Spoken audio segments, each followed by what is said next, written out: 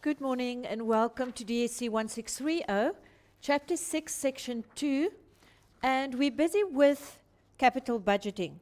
My name is Adele Immelman and I'm the lecturer for the video series. Now today we're going to look at the second part of capital budgeting and specifically on the modified internal rate of return. Let's just get our PowerPoint running.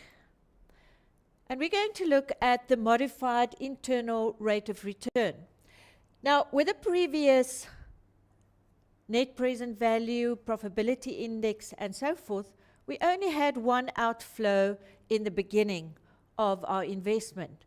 With a modified internal rate of return, we're going to look at more than one outflow of money and then as well a lot of inflow of money. So we are going to compare the inflows to the outflows, and the way we're going to compare it is going to look at the present value of all the cash outflows, and we're going to compare it to the future value of all the cash inflows.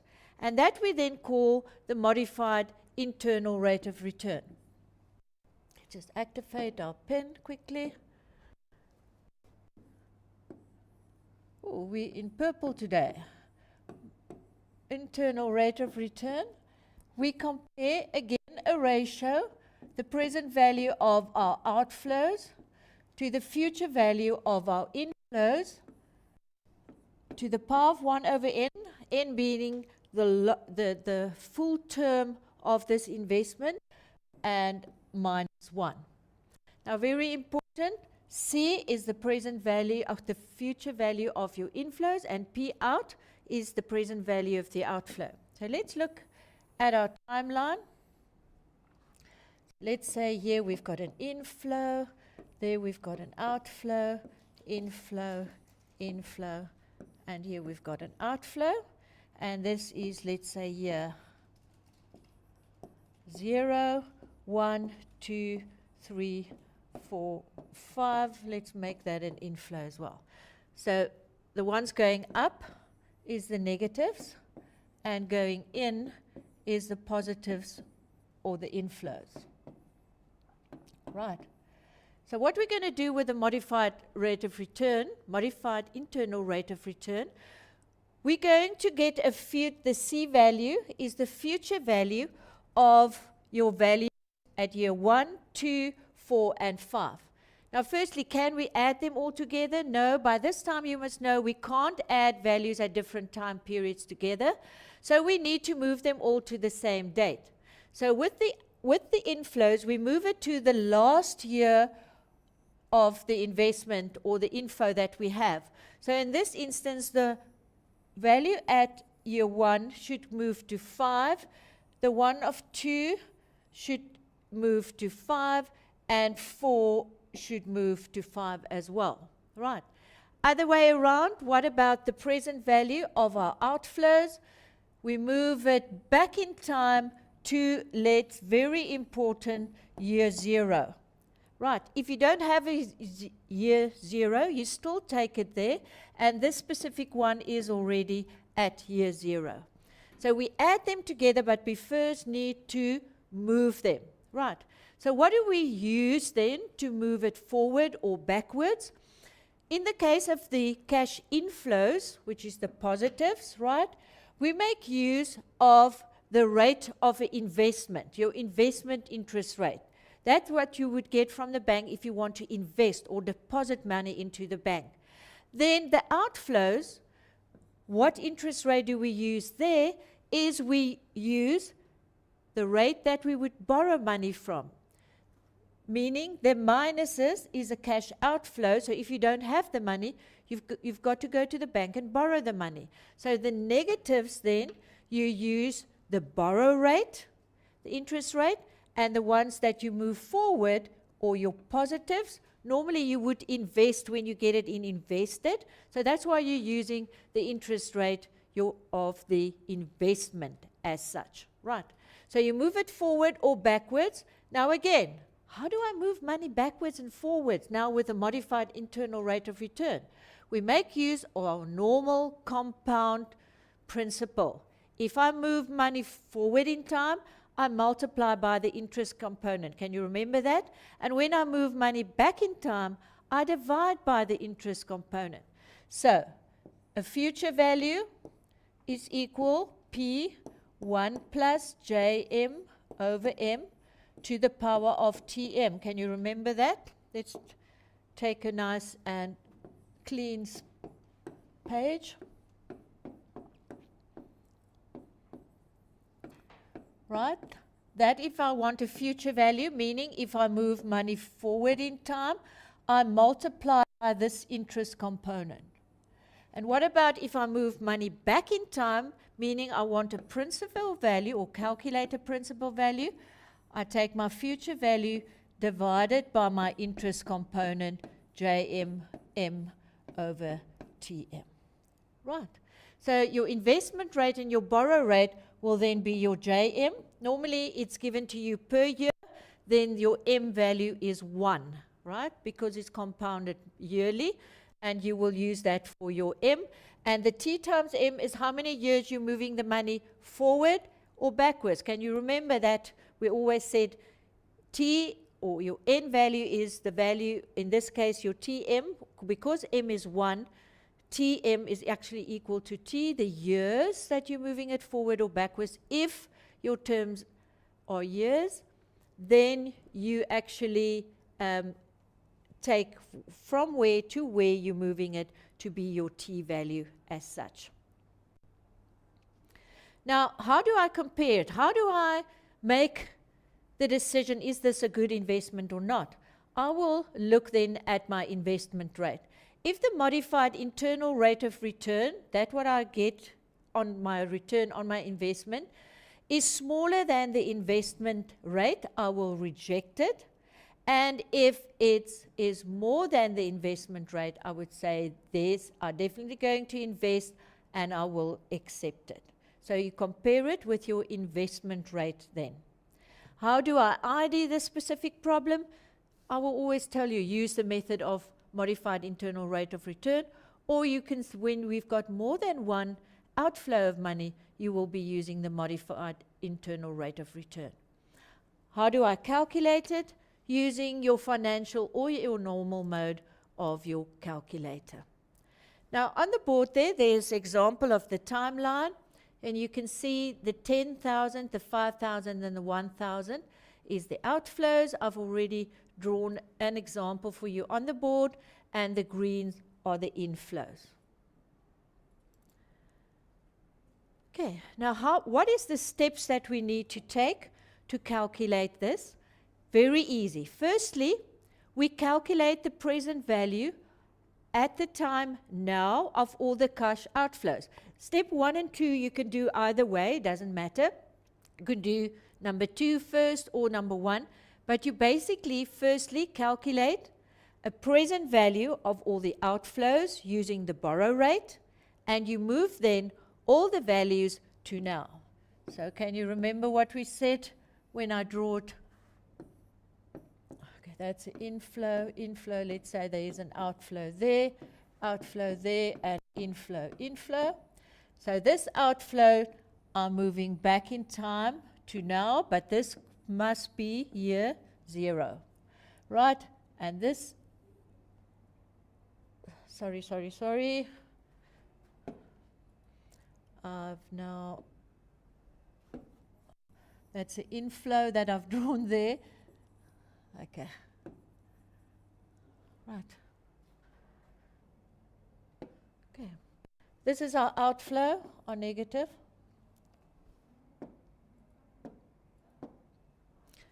This is our negative. This is our outflow, that is our negative. So to get the present value, I take this value and I move it back to here. So if this is, let's say, year 4, 5, 6, 7, 8, 9, for instance, I will take this 5. I need to move whatever value is here from year 5 to 0, so it's 5 years back in time. This one here, I will move from 7 till 0, so it's 7 years back in time. What about the positive ones? The positive or the inflows, I need to move to the last year of the values that's known to us. So it's 9. So if I take this 4, for instance, I need to move it to 9. So from 4 to 9, from 4 to 9 is 5 years. Plus, there is another one. Positive to 9, right, from 6 to 9 is 3. That one is just 1 year, but this 9 just stays the value because we don't move it forward or backwards. So can you see how I determined how many years I'm moving it forward? This one is from here up to there. So it's from 4 to 9, which gives you 5 years. So you would calculate then either way, first the inflows or the outflows, doesn't matter which one you do first, and then you substitute it into your formula and calculate your modified internal rate of return. N will be then how many years in total? In this case, it's 9 years. Now let's look at an example. There, I've just given you a nicely drawn timeline. Can you see, if we look at the red, which is the outflow, to get the present values, the 10,000 stays as it is, the 5,000 moved back, as well as the 1,000. The 5,000 will be moved back 2 years, from year 2 to 0. Then if we look at the 1,000 rand right at the end, it's from year 5 to 0, which gives us then 5 years totally back. What about the green, our inflows? Inflows is at year 1, so we move it from year 1 to year 5, which gives us 4 years in total. The 4,000 at year 3 moves from year 3 to 5, which is 2 years, and the 5,000 to year 4 to year 5, which gives us 1 year.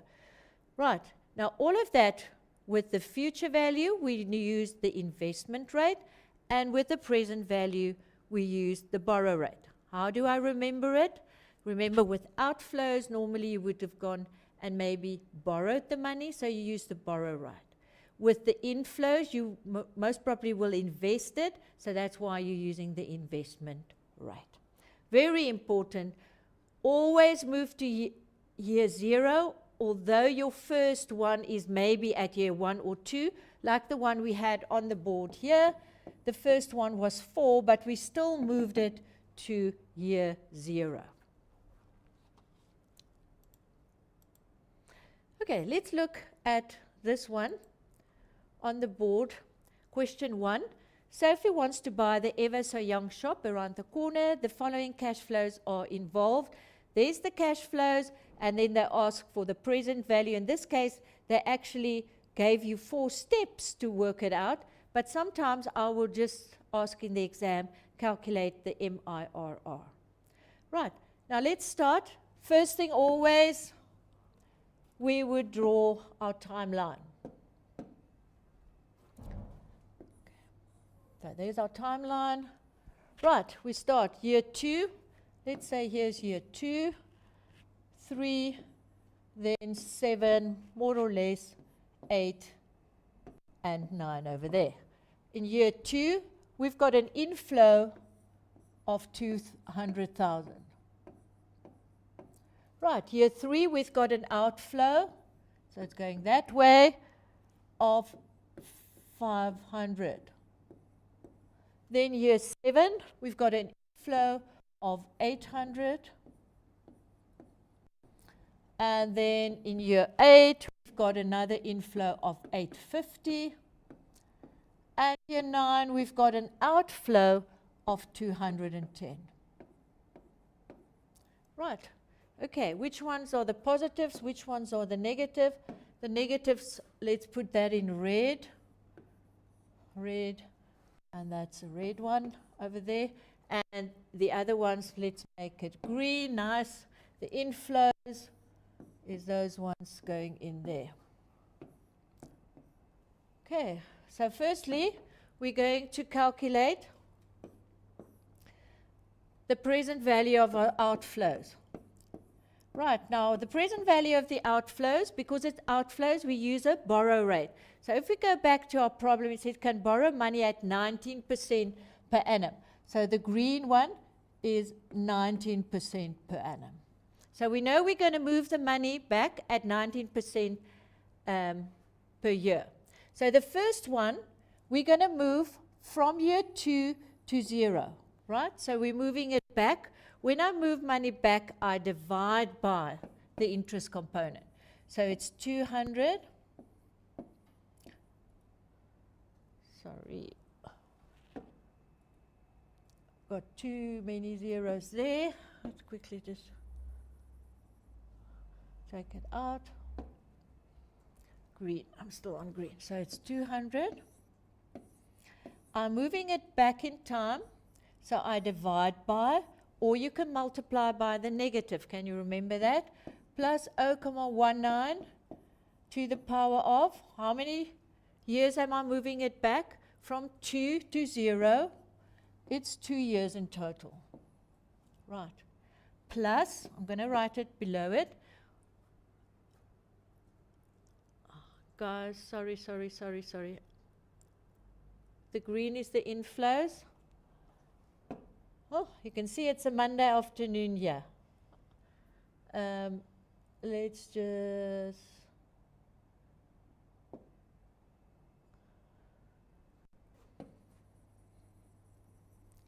start from scratch again, or let's do this. Just want to clear this quickly.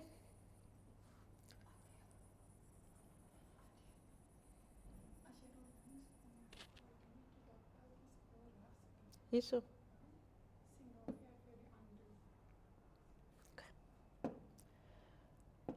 Right, so let's start with our red, which is the outflows, and we're bringing it back. Sorry, one more time.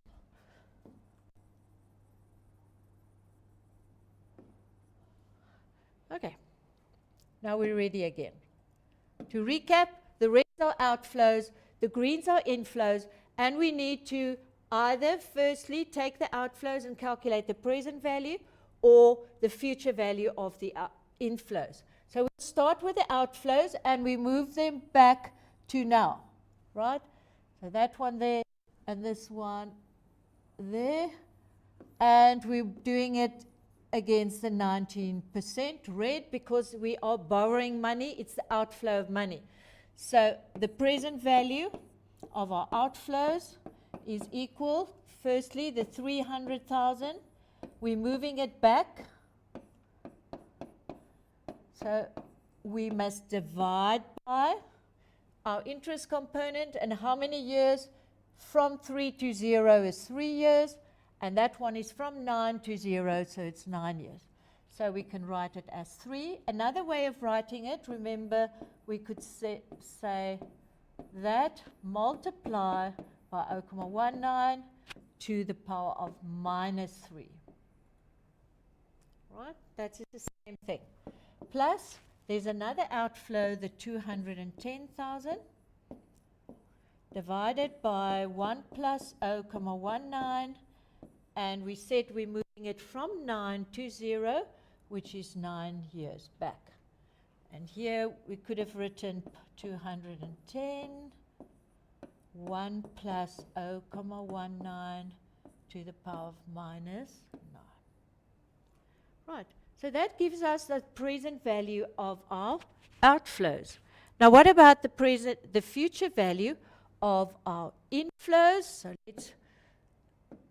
that's our second step. We'll calculate the answer just now.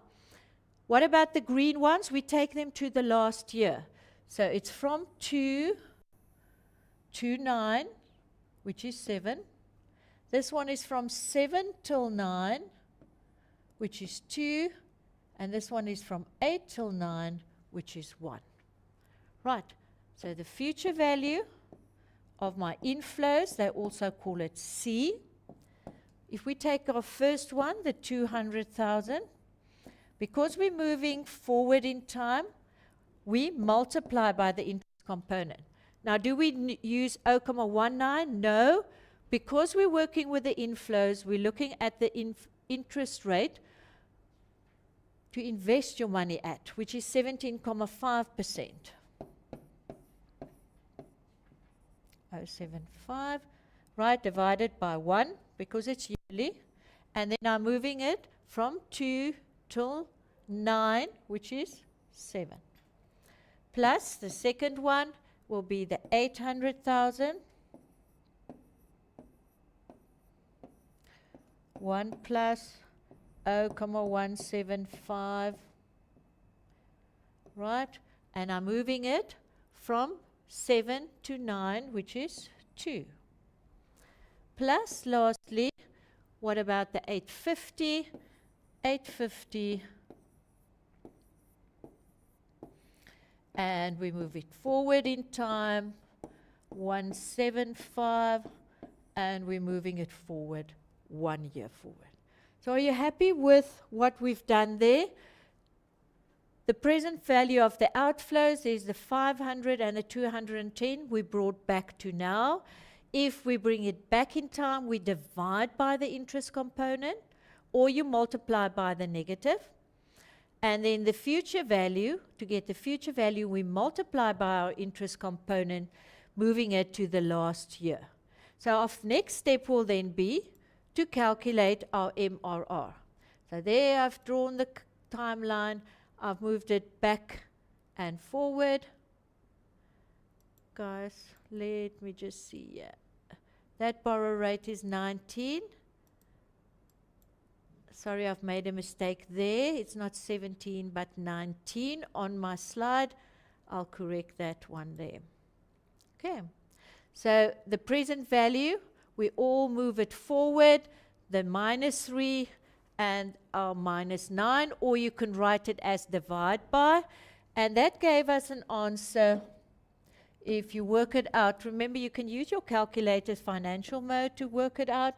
That gives you 340,590,94. And then the future value of your inflows, if you work that out, you will get 2. It's quite a big amount, 2,583,623.93 Right. So we've got our two values.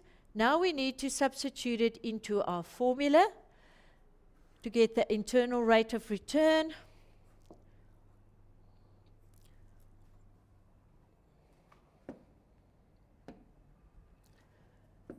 So a modified internal rate of return.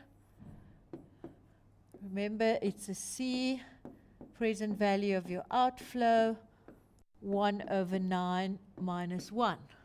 So our C value, remember, was that big one. Our inflows, the future value, 623,93 divided by 340,590,94. 1/9, there was 9 years, minus 1. And that gives you an answer, if you multiply it by 100 to get percentage, it's 25.25%.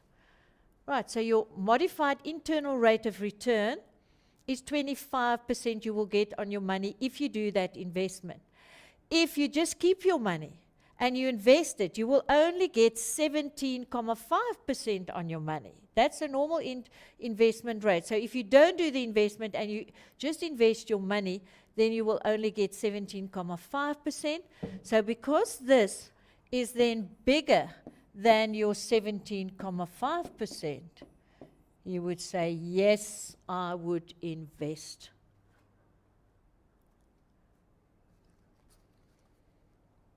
Right. So that concludes then the modified internal rate of return. Straightforward, guys. You need to work out the present value of all the outflows and add them together. Then calculate the future value of all the inflows, straightforward, using compound interest. Then you compare them to each other by putting them in a ratio to the power of 1 over the total number of years of the investment, and then you will calculate the MIR. The MIR is then positive, or if the MIR is greater than the investment rate, you will invest, and the other way around, if the MIR is smaller than the investment rate, you would rather keep your money and invest it on the sideline, and you will make more money than investing it in that specific investment. Guys, remember, go back, go and practice this over and over and over. You've got enough examples of these ones as well. Go and have a look under additional resources. Calculate them, do them over and over again. The only way that you will get to a positive answer and to be positive and to be, you get a good result in the end of the day is to practice. And remember, practice makes perfect.